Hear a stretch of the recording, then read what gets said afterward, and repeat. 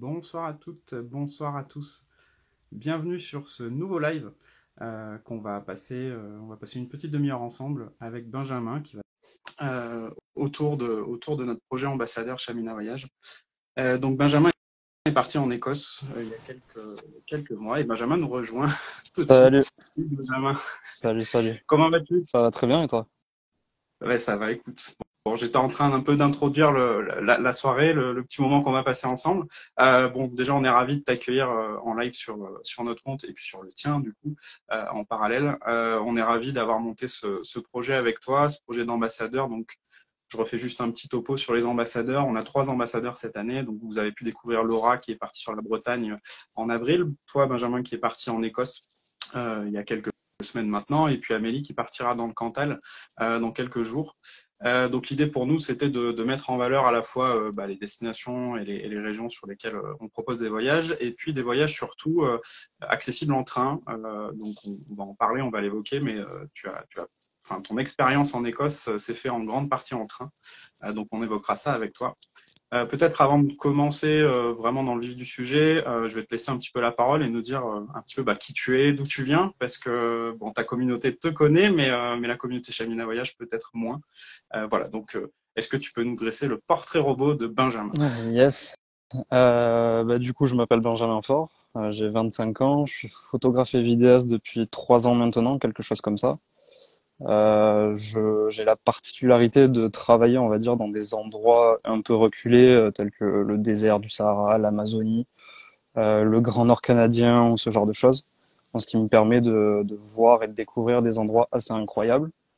Et c'était pour moi une vocation, on va dire, d'aller dans ces endroits-là. J'ai toujours rêvé d'aller dans des endroits un peu reculés de ce type-là. Et ça vient notamment du fait que j'aime la nature, j'aime me balader, j'aime découvrir plein de choses, autant sur la culture que sur les destinations, les paysages. Et voilà, tout simplement. Ok, bon, donc ceux qui te connaissent ont pu avoir un aperçu sur ton compte de l'énorme travail que tu fais en termes de photos et de vidéos. On sent bien la passion effectivement, on sent bien aussi le côté aventurier parce que tu vas dans des lieux effectivement où on est peu à être allé, je pense. Donc c'est aussi ce qui nous a plu nous dans ton profil. On a déjà collaboré avec toi une fois puisque tu étais parti à Madère Ouais, faire complètement. quelques photos. Ouais, donc là, c'est notre deuxième collaboration, mais c'est la première en tant qu'ambassadeur véritablement. Euh, qu'est-ce que qu'est-ce que tu dirais sur on va rentrer dans le vif du sujet, mais on va parler d'abord du voyage de manière générale. Comment t'es venu toi cette passion pour le voyage en fait est-ce que c'est la photo, la vidéo qui t'a amené à voyager ou est-ce que le voyage fait partie de ta vie depuis bien avant? Alors, euh, alors, il a toujours fait un peu partie de moi, étant donné que mes parents voyageaient quand même beaucoup. Donc, je les ai toujours suivis en étant jeune. Mhm. Et je pense que de fil en aiguille, en fait, j'avais ça en moi grâce à ça. Et, euh, et en fait, au moment où je faisais mes études, j'ai un peu pété un plomb. À un moment, j'en avais marre d'être sur un banc. Et un jour, j'ai décidé de prendre un vélo et de partir à travers l'Europe, faire un voyage seul sur un peu plus de 3 000 kilomètres. Donc, ça m'a donné encore plus envie, en fait, de voyager, de découvrir d'autres choses. Et ça a été un peu le déclencheur. J'ai rencontré des personnes qui m'ont tendu des mains à certains moments et qui m'ont donné l'opportunité de les suivre sur des voyages. Et voilà, c'est comme ça que je suis à la fois devenu photographe et que j'ai pu réaliser ce rêve de voyager un peu partout dans le monde que je vis actuellement, quoi. Bien. Et du coup, on a reçu hier une question suite à la story qu'on avait postée. Quelqu'un qui demandait finalement d'où t'es venue aussi cette passion pour la photo. Alors, tu l'as un petit peu évoqué, mais voilà, c'était une question qui est revenue même 2 fois, je crois, dans les questions. Cette passion de Euh, la photo, elle te vient d'où? Du coup, elle me vient en fait du fait que quand je partais dans la nature, peu importe, soit à la montagne, soit sur la côte, parce que j'habite donc dans le sud-ouest, on Mhm. a la chance d'avoir à la fois la montagne et la mer enfin l'océan, qui sont très proches l'un de l'autre. Donc c'est vrai que le week-end, j'avais tendance à aller un peu soit en montagne, soit sur la côte. Et selon les moments de la journée, j'aimais bien prendre des photos et ainsi de suite, juste avec mon téléphone à la base. Et en fait, le vrai déclic, ça a été un voyage en Islande que j'ai fait avec des amis. Mhm. où j'avais vu forcément passer sur les réseaux sociaux et ainsi de suite des super images de l'Islande. Donc j'ai acheté mon premier appareil photo à 200 balles dans un truc style Easy Cash. Mhm. J'ai fait donc mes premières vraies photos avec un vrai appareil en Islande et j'ai adoré ça et j'ai continué petit à petit. C'est devenu une passion. J'ai expérimenté. J'ai tout appris par moi-même. Donc j'ai fait aucune formation particulière. J'ai pris aucun cours. J'ai tout fait sur YouTube et en perfectionnant mon art, on va dire ça comme ça, en faisant directement sur le terrain, en faisant, en refaisant, en retouchant des photos, ce style-là, quoi. Voilà. Ok. Donc 100% autodidacte. Non, mais Ouais, bravo en tout cas parce que totalement. c'est un beau parcours et on sent bien que tu es passionné par ça. Merci. Euh, j'en, pro- j'en profite. Donc si vous avez des questions là en direct, n'hésitez pas à les poser dans les commentaires. J'essaierai d'en prendre quelques-unes au fur et à mesure. On ne pourra pas répondre à tout. Mais voilà, donc n'hésitez pas. Donc du coup, bah, tu nous as parlé effectivement des Pyrénées-Atlantiques, du coup, enfin de la côte atlantique et des Pyrénées, donc c'est ta région d'origine. J'imagine que là-bas tu randonnes du coup aussi, en plus de voyager. Qu'est-ce que tu nous dirais sur ta région? Qu'est-ce qui te plaît chez toi? Quels sont les spots que tu adores par là-bas? Bah, comme je te disais, le gros avantage qu'on a comparé à d'autres régions, c'est qu'on a à la fois l'océan plus la montagne qui sont vraiment à 1 heure, tu vois. Donc, un jour, tu peux très bien aller faire une randonnée le matin, par exemple à la Rune dans le Pays Basque, beaucoup de monde connaissent. Et 1 heure plus tard, tu te retrouves sur la grande plage à Biarritz en train de surfer. C'est quand même un cadre de vie qui est assez exceptionnel et que tu retrouves pas partout. Moi, j'ai eu plus l'habitude d'aller dans les Hautes-Pyrénées à une époque où je faisais mes études. J'étais à Tarbes, donc c'est vrai que de temps en temps, quand j'avais pas cours, j'allais en montagne. Quand j'étais petit, je voyais depuis la maison de mes grands-parents un pic qui me fascinait euh, de par euh, de par sa forme. C'était vraiment le pic que tu dessines quand tu es petit et que tu dessines sur un papier. Et il s'appelle le pic du Montaigu. Et quand j'étais petit, en fait, j'avais toujours voulu gravir cette montagne. Et un beau jour, j'ai décidé d'y aller. Et j'ai adoré. C'était incroyable. C'est une des plus belles vues que j'ai vues, je pense. Et après, j'ai d'autres petites randonnées qui sont très sympas, comme le lac d'Issabi, le tour des lacs d'Ayous, le lac de Gob qui est relativement connu avec les houlettes de Gob qui sont un peu plus loin. Voilà, sur les hauteurs du col d'Aspin aussi, il y a plein de petites balades. Ou dans le Pays Basque, t'as forcément la Rune, le Mont d'Arin qui sont très beaux, où tu peux avoir des, euh, des vues sur l'océan depuis ces montagnes-là. Donc dès que tu as un coucher de soleil ou ce genre de choses, c'est assez magnifique. Bien. Bon, si vous voulez découvrir le Pays Basque et les Pyrénées, donc demandez à Benjamin, il a plein de conseils. Et donc du coup, bah, depuis, tu as élargi forcément tes horizons. Tu nous parlais de l'Islande qui a été un voyage un peu révélateur pour toi. Est-ce que parmi toutes les destinations incroyables que tu as pu faire à travers la France, l'Europe et le monde, il y en a une en particulier qui t'a marqué? Alors, c'est une Il y en a plein, question, j'imagine. c'est une question très compliquée parce que chaque pays, chaque destination, chaque paysage ont leurs propres caractéristiques.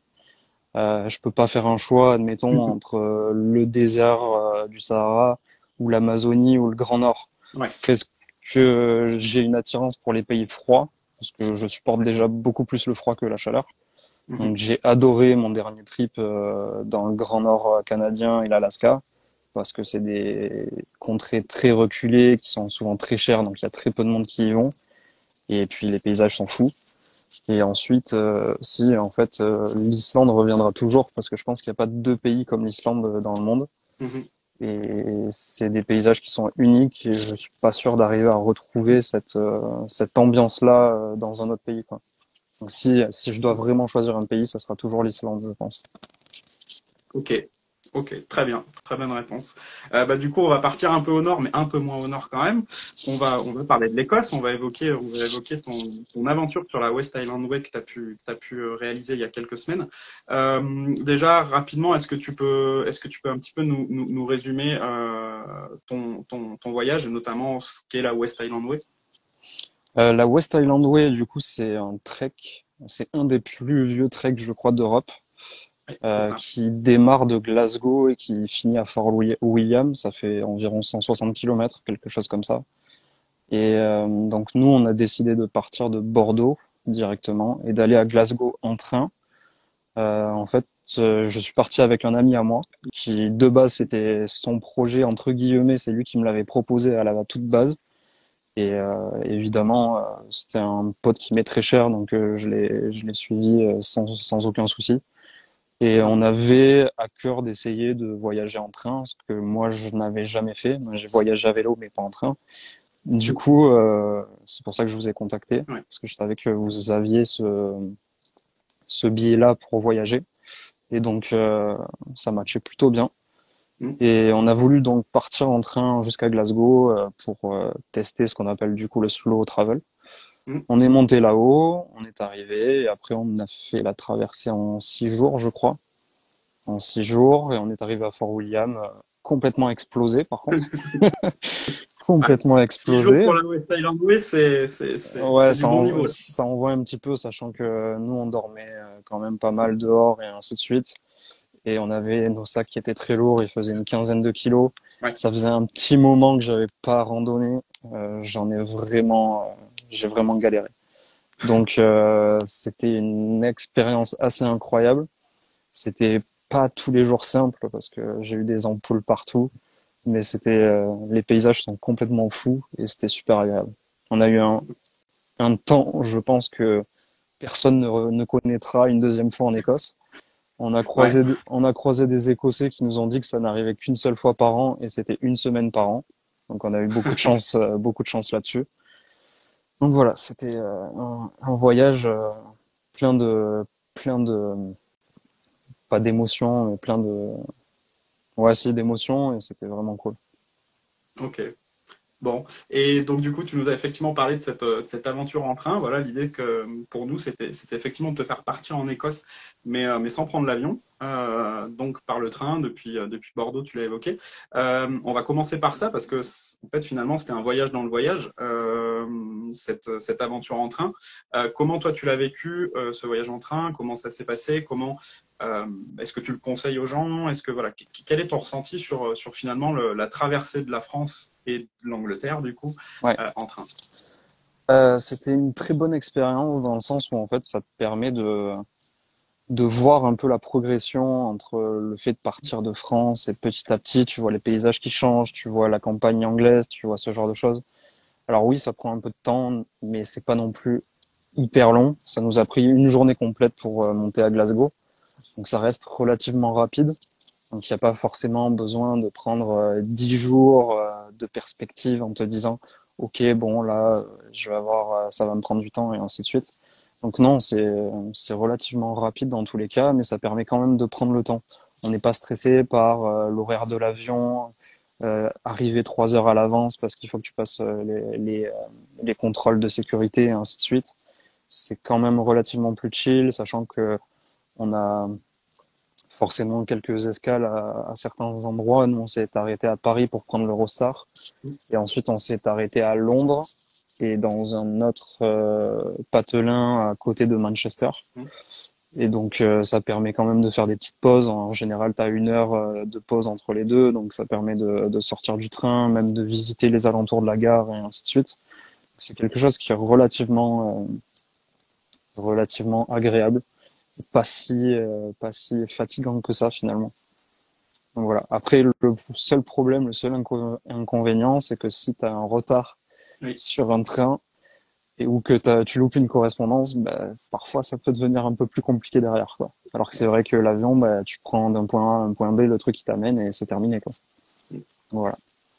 c'est vrai. Bon, il faut l'évoquer effectivement. Du coup, je rentre un petit peu dans le côté pratico-pratique. Pour aller en Écosse, il faut du coup un passeport valide et puis il faut effectivement prévoir quand même un petit peu de temps à Paris ou à Lille, ça dépend où vous embarquez pour Londres, Ouais, puisqu'effectivement les contrôles de sécurité sont un peu plus longs maintenant qu'il y a eu le Brexit. Donc voilà, c'est des infos importantes, mais c'est le retour que tu nous avais fait effectivement. Mais en tout cas, pour toi, c'était déjà un bon moment et le voyage commençait finalement dès Bordeaux, quoi. ouais, clairement. Clairement. Bon, il y a eu quelques péripéties. J'ai perdu un drone en route. On a Ouais, loupé le premier Eurostar. Mais finalement, tout s'est bien goupillé derrière, donc on a eu pas mal de chance quand même. Mais c'était franchement cool. C'était franchement cool et au moins t'es pas stressé, t'arrives tranquillement et c'est sympa. Très bien. Bon, je pense que tu nous as bien vendu le train du coup, donc n'hésitez pas à partir en train, ça vaut le coup, même en Europe. Euh, du coup, bah, tu l'as dit, mais la West Island Way, toi, tu l'as fait un petit peu en version accélérée. C'est vrai que nous, on propose une version un peu plus longue, un peu plus confort, on va dire, avec des nuits en hébergement, puisque vous étiez en autonomie en fait, donc Ouais. vous bivouaquiez la plupart du temps. Qu'est-ce qui t'a marqué le plus sur cette West Island Way, les paysages, l'ambiance, qu'est-ce qui t'a le plus marqué? Euh, il y a deux choses. La première, je dirais que c'est bah, déjà les paysages. Les paysages Mm. sont complètement fous.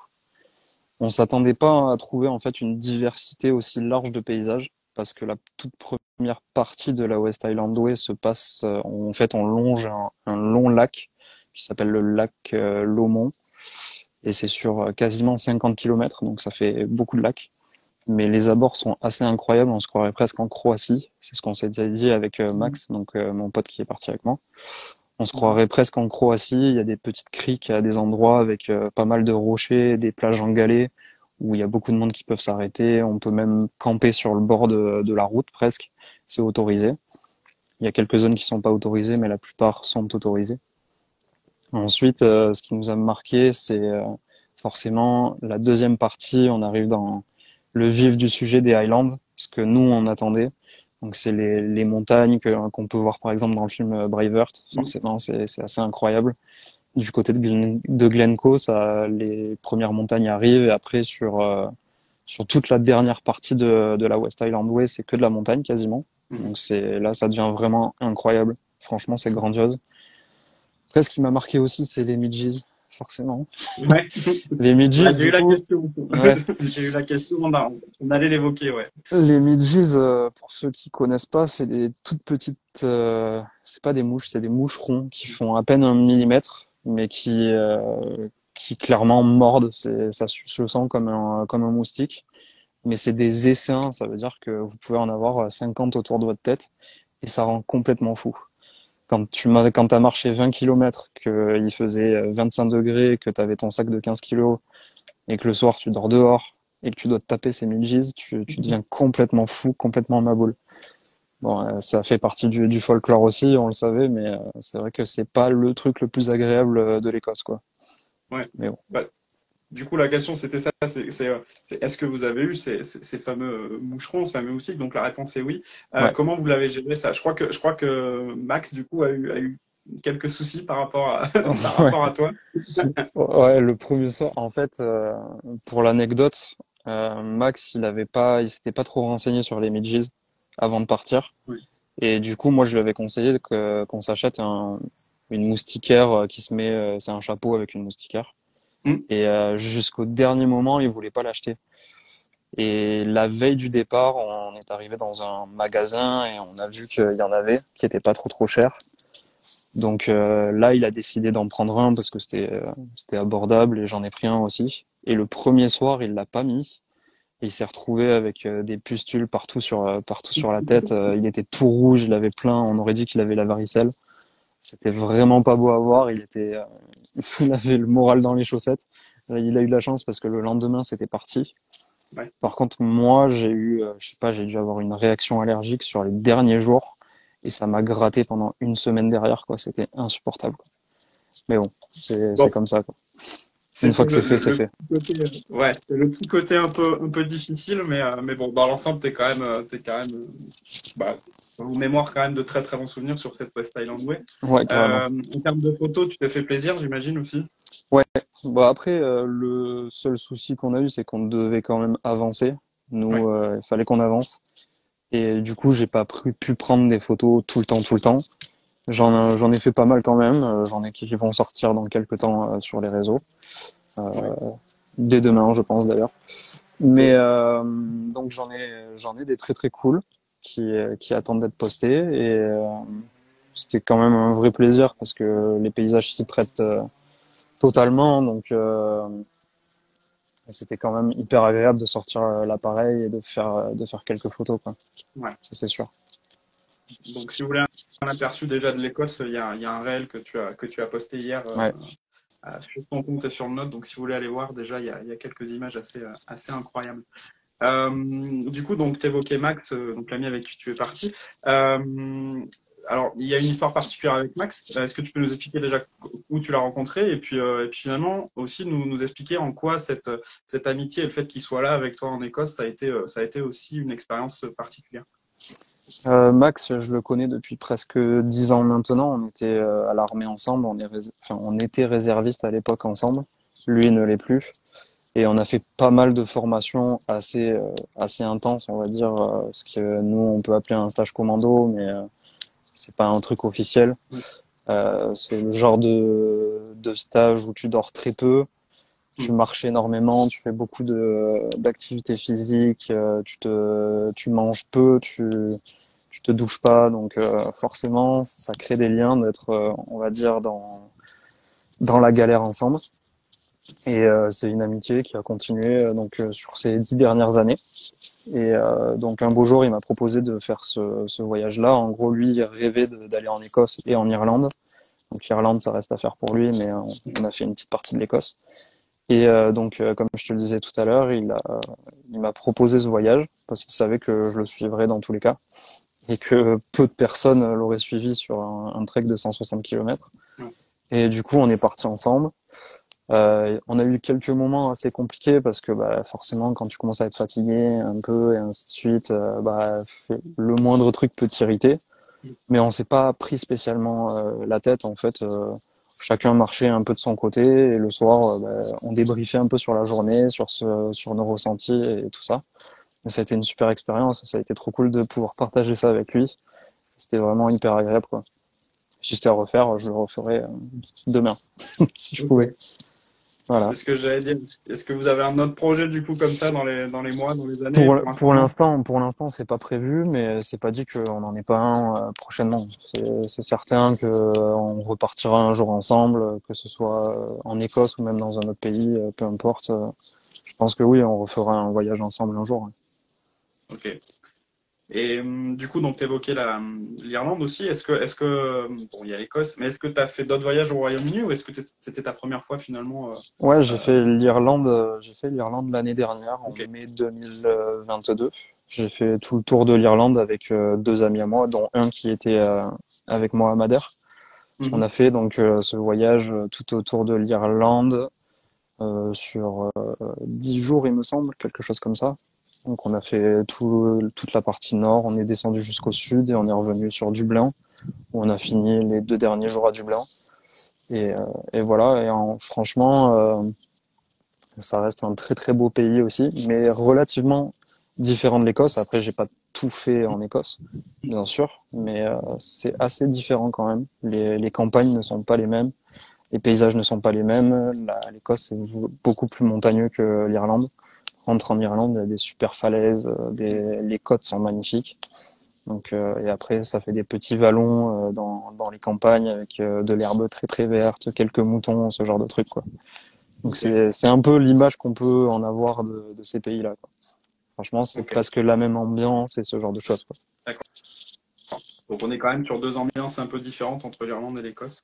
Ouais. Et donc pour eux, effectivement, l'Écosse est peut-être plus montagneuse et plus en mode aventure et en mode trek aussi. Ouais. Euh, Du coup, il y a une question qui vient de venir, mais je l'avais eu hier aussi, mais c'est un peu la question cliché quand on parle du Royaume-Uni. C'est une question qui concerne la nourriture. Est-ce que toi, tu as pu goûter des plats déjà en Écosse et est-ce que ça s'est bien passé côté gastronomie? Parce que Et c'est vrai que c'est un ben, cliché. on a été très agréablement surpris parce qu'on a toujours très bien mangé. Alors oui, ça reste pas la France avec tous les petits plats un peu sympas qu'on a dans le coin ou dans nos régions, mais on a toujours très bien mangé et on n'a jamais été vraiment déçus à aucun moment. On n'est jamais sorti d'un restaurant en se disant bah, c'était vraiment tout pourri quoi. Jamais. Que ce soit au niveau des breakfasts, on en a trouvé des très très bons, typiquement anglais mais très très bons. Et après, ouais, on a testé. Alors, je me souviens plus des noms en particulier, mais c'est une espèce. Alors, comme ça vend pas du rêve, mais franchement, c'est assez bon. C'est une espèce de.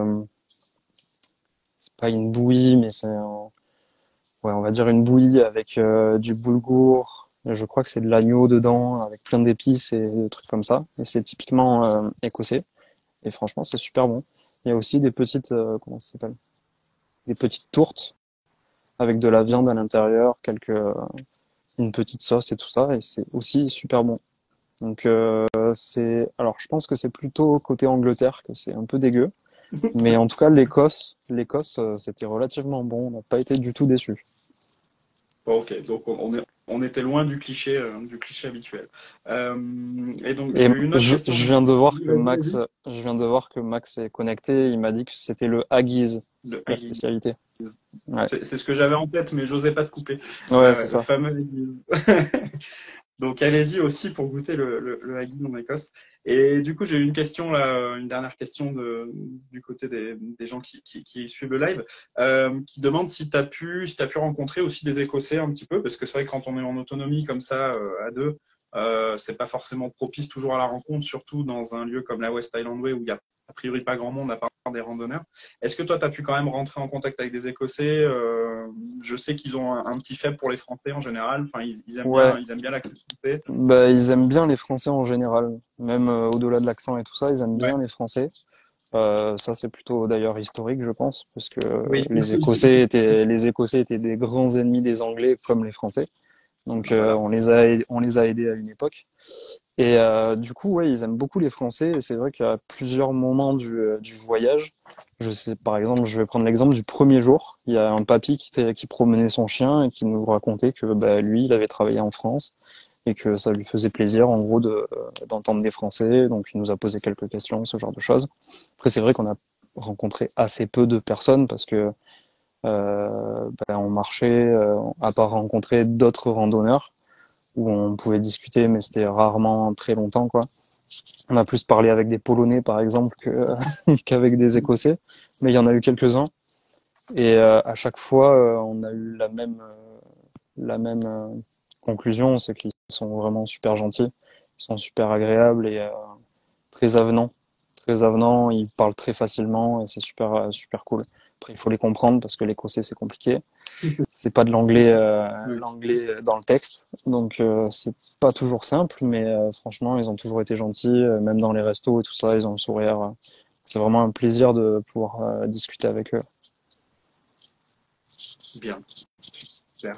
Eh ben, écoute, ça fait déjà 30 minutes qu'on est ensemble, donc on va conclure. Mais si tu devais en quelques mots résumer finalement cette expérience, qu'est-ce que, voilà, en une phrase ou deux.